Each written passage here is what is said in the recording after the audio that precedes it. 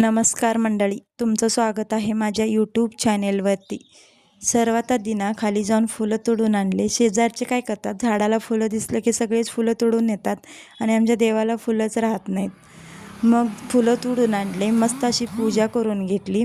त्याच्यानंतर आज गार्गीची फरमाईश होती की मला आंबोळी खायची आहे नाश्त्याला, तर इकडं आंबोळी बनवायची होती पण नारळच फोडला नव्हता। हे सकाळी गेले तेव्हा लक्षातच नाही की नारळ फोडून घ्यायचा ते असं म्हणतात की लेडीजने नारळ फोडायचा नसतो, पण असं काही नसतं। मी जास्त नाही विचार करत त्याचा। त्याच्यातलं पाणी आणून हिला दिलं। आराध्या म्हणत होती मी पिणार आहे, पण ही म्हणली मी पिते। तर नंतर द्यायला गेलं तर आराध्या म्हणली मी उष्ट पिणार नाही। मग ते पाणी नेऊन झाडांना टाकलं आणि इकडं टेरेसवरतीच ना पुदिना लावला आहे, ते पुदिना घेऊन आले।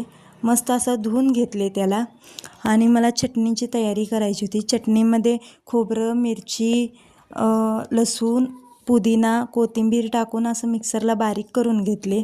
त्याच्यानंतर हे रात्रीच बारीक करून ठेवलं होतं तांदूळ आणि ते जास्त काही फुललं नव्हतं।